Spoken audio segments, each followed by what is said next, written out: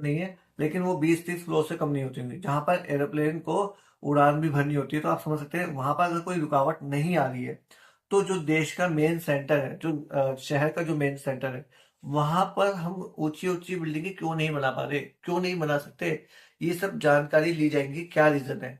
अगर वो बेमतलब के, जैसे भी जो भी रीजन होंगे ना, मैं कहता हूँ बेमतलब के ही होंगे, तो हर एक जिले में इस तरह से, मतलब जो मान लीजिए अगर 10,000 परिवार रह रहे हैं ना। सभी देशवासियों को मुकेश अंबानी का नमस्कार।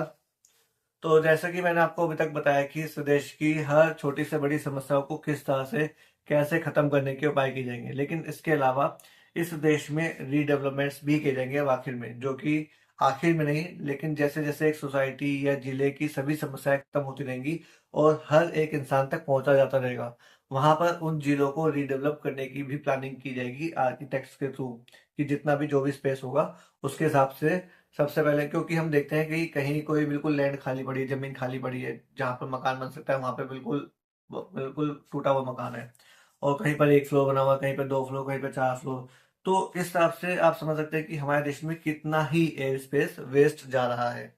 जो कि मैंने एक इंस्टाग्राम पे वीडियो देखी थी, किसी इंस्टाग्रामर ने जाके माधुरी दीक्षित के घर की वीडियो बनाई होगी, जो कि एग्जैक्टली माधुरी दीक्षित का जो अपार्टमेंट है ना, वो 50वें फ्लोर पर है।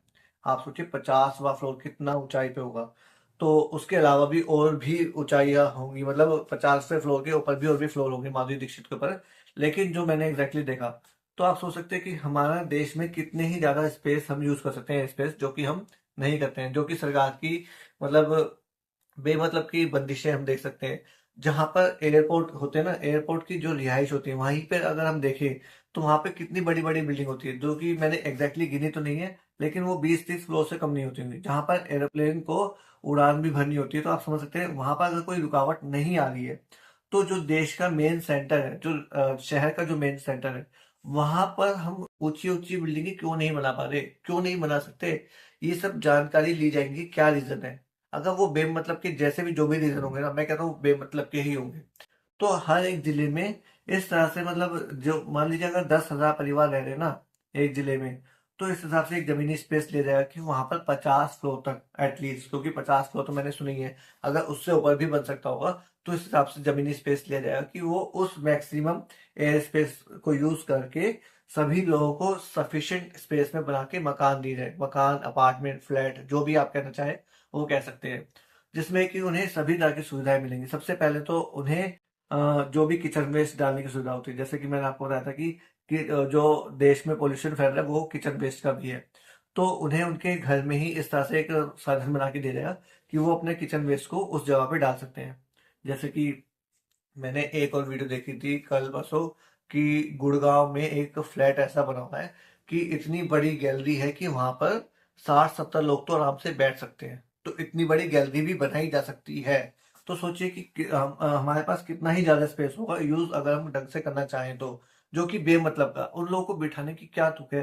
तुम अपने भविष्य, जो अपने देश के जो ग्रीनरी है उससे ज्यादा सपोर्ट करो ना। बेमतलब में लोगों को बिठाने का शो, मतलब जो भी आप शो ऑफ कर रहे हैं, वो सब चीजों का कोई फायदा नहीं है। तो उस एरिया में हिसाब से सबको, मतलब किचन वेस्ट डालने की सुविधा दी जाएगी, और साथ ही साथ पानी को रिसाइकल किया जाए। जैसे कि अभी हम आज के समय में देखते हैं कि कोई भी हाथ धो रहा है, बर्तन मार रहा है, कुछ भी कर रहा है, तो वो सब पानी एक नॉर्मल कॉमन जगह पे जाके इकट्ठा होता है, जो कि नाले का पानी बन जाता है। तो वो नाले का पानी कभी ना बने, ऐसी समस्या दूर करने के लिए उन्हें उनके घर में ही पानी को, मतलब मान लीजिए अगर उसने किचन में बर्तन वर्तन धोए, तो वो पानी घर में ही एक जगह आके एकत्रित हो जाएगा, जिससे बाद में हम पौधों में डाल के रिसाइकल भी कर सकते हैं फाइनली। मैं बॉडी वेस्ट की बात नहीं कर रहा हूँ, बॉडी वेस्ट का जो भी रिलेटेड चीज होगी, वो एक कॉमन जगह पे इकट्ठा होगा, जिसको भी रिसाइकल करने की व्यवस्था होगी। जो कि मैंने सुना है कि हाँ, उस तरह की चीज को जो हम बॉडी वेस्ट करते हैं, ठीक है, जो मैं आप चलिए छोड़िए, तो उस चीज को भी हम रिसाइकिल करने की कोशिश करेंगे। तो ओवरऑल इस तरह से फैसिलिटीज की जाएंगी। साथ ही साथ जो कोई दूसरे त्योहार होते हैं जो कि हम घर में मना सकते हैं, जैसे कि सावन का महीना हो गया, सावन के महीने में आज के टाइम में हम क्या हो गया, फ्लैट सिस्टम हो गया, ज्यादातर हम कहीं पे भी देखते हैं। तो लोग जो जो पहले झूले वगैरह डाल के झूलते थे वगैरह वगैरह, आज के टाइम में जो बच्चे होते हैं ना, उन्हें वो फैसिलिटी मिल नहीं पाती, उन्हें पता ही नहीं सावन में क्या होता है क्या नहीं होता। तो वो सब चीजें फैसिलिटी प्रोवाइड की जाएंगी कि सावन में झूले डाल के उन्हें झूल सके और बारिश का आनंद ले सके। अगर कभी भी बारिश आती है तो इस तरह से वो बारिश में भीगने का आनंद ले सके।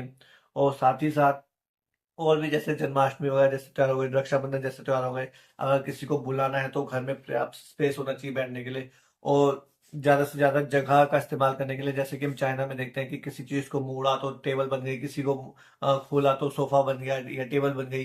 तो ऐसी चीजें भी हो सकेंगी, तो वो भी अप्लाई की जाएंगी, जिससे कि एक तरह के घर में चाहे वो कम स्पेस हो चाहे वो ज्यादा स्पेस हो, जैसे भी जिस भी चीज की रिक्वायरमेंट होगी उस हिसाब से घरों को स्पेस में बनाया जाएगा। और साथ ही साथ एक या दो बेडरूम नहीं, कम से कम 3 या 4 बेडरूम के मकान बनाए जाएंगे, अपार्टमेंट बनाए जाएंगे, जो भी होंगे। क्यों? क्योंकि हम जो आगे भविष्य में कोशिश करेंगे वो यही कोशिश करेंगे कि हर एक बच्चा अपने परिवार के साथ रहना ही प्रेफर करे, जो कि आज के टाइम में शादी के बाद बच्चे अलग हो जाते हैं, वो ना हो। उसके लिए उन्हें उनके घर के पास ही कमाने की फैसिलिटी भी दी जाएगी। वो कैसे दी जाएगी वो मैं आपको नेक्स्ट वीडियो में बताऊंगा। लेकिन अभी के लिए बस यही कहना चाहूंगा। साथ साथ हम देखते हैं कि बच्चों का, अब जैसे कोई बच्चे फ्लैट्स वगैरह में भी रहते हैं, तो उनका जो बचपन होता है ना, वो साइकिल वगैरह चलाने का, वो सब चीजें खत्म हो जाती हैं। या मिट्टी में खेलने की जो उनकी बच्चों की एक बचपन होता है, वो खत्म हो जाता है फ्लैट पे रहते हुए। तो वो चीजें ना, उसके लिए भी श्योरिटी की जाएगी कि उन्हें इस तरह से मकान में स्पेस बनाया जाए, मकानों के बीच में, कि वो वहीं पर साइकिल चला सके। अब आप सोच रहे हैं कि वो तो नीचे भी चला सकते हैं। अब मान लीजिए कोई 50वें फ्लोर पर रह रहा है, तो नीचे फ्लोर, नीचे बिल्कुल जमीन पे जाते जाते आप सोच सकते हैं कि कितना टाइम हो जाएगा, कितने परिवार से दूर भी हो जाएंगे। कभी भी कोई भी छोटी छोटी बात करेगा, परिवार वालों को बुलाना हो, कुछ भी करना हो, तो वो नहीं होगा ना। इससे बढ़िया उन्हें अपने आसपास ही साइकिलें चलाने की फैसिलिटी दी जाएगी। इस तरह से उनमें आपस में स्पेस क्रिएट किया जाएगा, एक से दूसरे अपार्टमेंट के बीच में, चाहे आमने सामने हो चाहे कैसे भी हो, इतना सफिशिएंट स्पेस दिया जाएगा। और साथ ही साथ पतंग वगैरह उड़ाने के लिए भी स्पेस दिया जाएगा, कि किस तरह से वो अपने फ्लोर पर रहते रहते पतंग उड़ा सकते हैं। और भी बहुत सी चीजें होती हैं, तो वो सब फैसिलिटीज की जाएंगी। तो ये तो की जाएंगी। इसके अलावा आखिर में वो जो पूरी बिल्डिंग बनेगी ना, उसे इस तरह से बनाया जाए कि अगर कभी भूकंप भी आता है, मैं कहता हूँ वैसे भूकंप नहीं आएगा, क्योंकि हम आगे जो एनवायरनमेंट है उसको भी ध्यान में रखकर वो चेंजेस करेंगे। लेकिन अगर कभी इनकेस भूकंप आता है, तो वो भूकंप रोधी बिल्डिंग भी बनाई जाएगी, जिससे कि कभी भी किसी को कोई नुकसान ना हो। और कोई भी फायर से रिलेटेड जैसे भी जो भी जैसे भी सुविधाएं करनी होंगी वो सब की जाएंगी। और बारिश के पानी को स्टोर करने की भी सुविधा हर अपार्टमेंट में, हर घर में दी जाएगी, कि अगर कभी भी बारिश आती है तो आपको ये उपाय करने होंगे, जिससे हम बारिश के पानी को भी रिसाइकल कर सकें, तो कोई भी चीज बेकार ना जाए। ये सब चीजें सुनिश्चित की जाएंगी। तो आज की वीडियो में मैंने आपको अभी एक बिल्डिंग के बारे में बताया। इसके अलावा और जिले में क्या क्या चीजें की जाएंगी, क्या क्या उपाय अपनाए जाएंगे, वो सब मैं आपको नेक्स्ट वीडियो में बताऊंगा। अभी के लिए हम शुरू करेंगे श्रीमद् भगवद गीता के दूसरे अध्याय के 26वें श्लोक का पाठ। अथ चैनम नित्य जातम नित्यम व मन्यसे मृतम तथापि त्वम महाबाहो नैनम शोचितु महर्षि। अर्थात, किंतु यदि तुम यह सोचते हो कि आत्मा अथवा जीवन का लक्षण सदा जन्म लेता है तथा सदा मरता है, तो भी हे महाबाहु, तुम्हारे शोक करने का कोई कारण नहीं है। सारांश। सदा से दार्शनिकों का एक ऐसा वर्ग चला आ रहा है जो बौद्धों के ही समान यह नहीं मानता कि शरीर के परे भी आत्मा का स्वतंत्र अस्तित्व है। ऐसा प्रतीत होता है कि जब भगवान कृष्ण ने भगवत गीता का उपदेश दिया, तो ऐसे दार्शनिक विद्यमान थे और लोकायतिक तथा वैभाषिक नाम से जाने जाते थे। ऐसे दार्शनिकों का मत है कि जीवन के लक्षण भौतिक संयोग की एक परिपक्वावस्था में ही घटित होते हैं। आधुनिक भौतिक विज्ञानी तथा भौतिकतावादी दार्शनिक भी ऐसा ही सोचते हैं।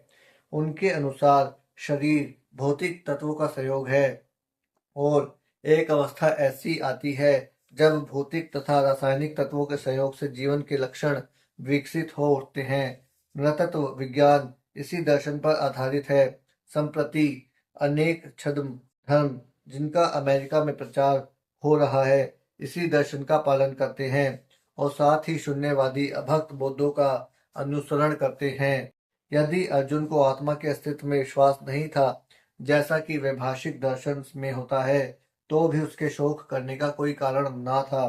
कोई भी मानव थोड़े से रसायनों की क्षति के लिए शोक नहीं करता तथा अपना कर्तव्य पालन नहीं त्याग देता है। दूसरी ओर आधुनिक विज्ञान तथा वैज्ञानिक युद्ध में शत्रु पर विजय प्राप्त करने के लिए ना जाने कितने टन रसायन फूंक देते हैं।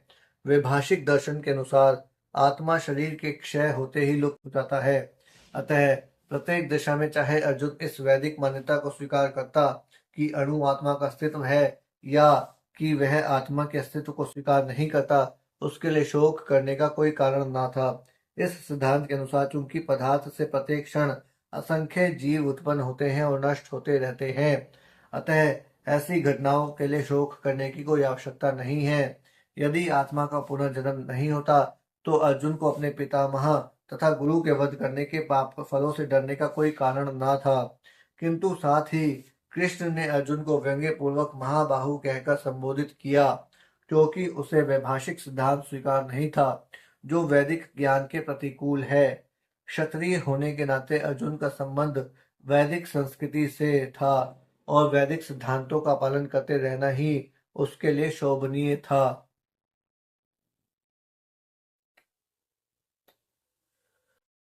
दोस्तों बस आज के लिए इतना ही कहना चाहूंगा।